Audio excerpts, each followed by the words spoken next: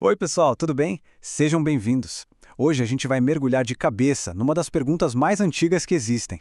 Afinal, como saber quem é o pai? A gente vai seguir essa jornada da ciência, sabe? Desde as primeiras pistas que dava para ver a olho nu, até chegar na certeza quase que total que o nosso código genético nos dá hoje. Pois é, essa frase aí, lá da Roma Antiga, já mostrava o tamanho do problema. Por séculos e séculos, foi assim. A maternidade era um fato, algo visível. Agora, a paternidade, bom, era uma questão de confiança, de fé, ou, na maioria das vezes, de pura incerteza. Só que a ciência, ela não se contenta muito com incerteza. Então, para tentar resolver esse mistério, a ciência começou pelo caminho mais óbvio. Foi procurar as pistas que estavam bem ali, na cara de todo mundo. Aquelas características que passam de geração para geração. Olha que interessante. A galera da ciência, lá no comecinho, usou a genética de Mendel de um jeito super esperto. Pensa no lóbulo da orelha. Aquele soltinho é dominante e o preso na cabeça é recessivo. Isso cria uma regra bem clara. Se o pai e a mãe têm o lóbulo preso, eles só têm o gene recessivo para passar adiante. Então seria impossível para eles terem um filho com o lóbulo solto. Simples assim. E, sabe, a mesma lógica funcionava para a cor dos olhos. A cor azul é um traço recessivo. Então, dois pais de olhos azuis simplesmente não poderiam ter um filho de olho castanho. Era uma regra básica, mas para a época era uma ferramenta bem poderosa. Só que tinha um problema, né? Um problemão, na verdade. Esses métodos todos, eles nunca conseguiam provar que alguém era o pai. Eles só podiam, em alguns casos bem específicos, provar que alguém não era.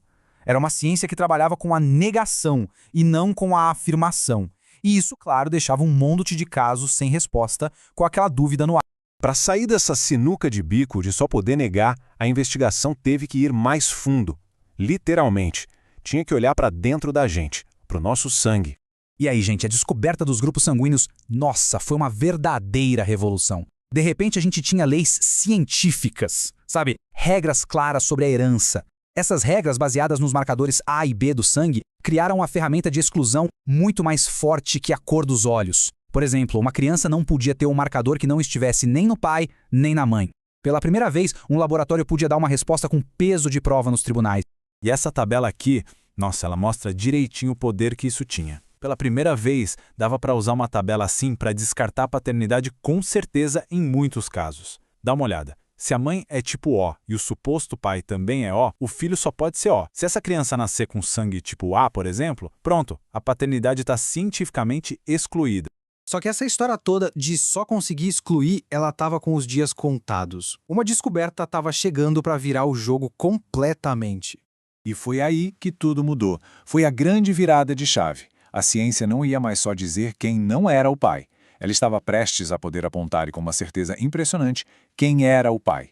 Mas como é que funciona esse teste de DNA afinal?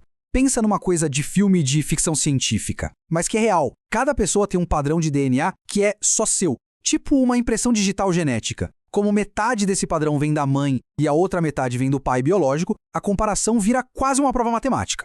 E o resultado disso? Bom, um número que fala por si só, 99,99%.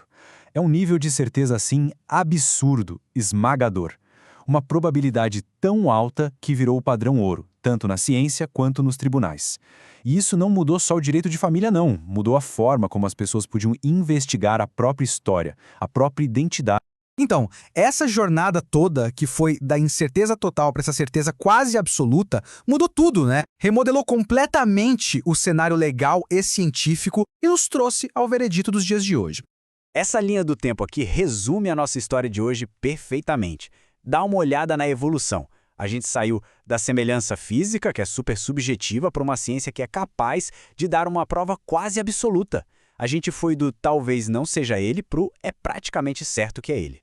E a gente chega ao fim com essa pergunta no ar. O mistério científico de quem é o pai. Esse foi resolvido, mas sabe, ao responder isso, a ciência abriu um monte de outras portas, um monte de outras questões bem mais profundas sobre o que realmente define uma família e a nossa identidade.